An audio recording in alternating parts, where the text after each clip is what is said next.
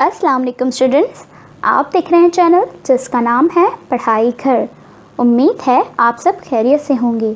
तो स्टूडेंट्स, आज हम जिस टॉपिक के बारे में बात करेंगे वो है जंगली जानवर, मीन्स वाइल्ड एनिमल्स, और इनके नाम हम आपको बताएंगे सिंधी में।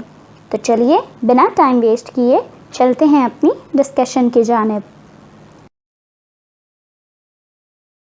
हाथी, हाथी माने एलिफेंट।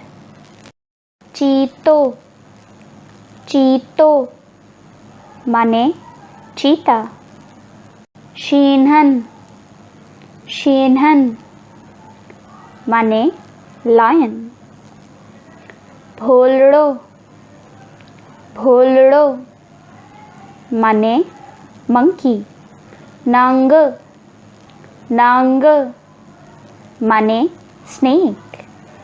तो स्टूडेंट्स, ये थी हमारी आज की वीडियो।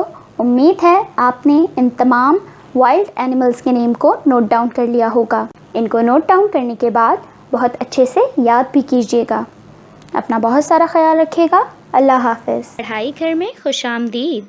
सबसे पहले इस चैनल को सब्सक्राइब कर लें और बेल आइकन पे क्लिक कर लें ताकि आप हमारी तमाम वीडियो से बाखबर रहें और बनो मिसाल पाकिस्तान की, क्योंकि अब मुल्क को बेहतर बनाना है।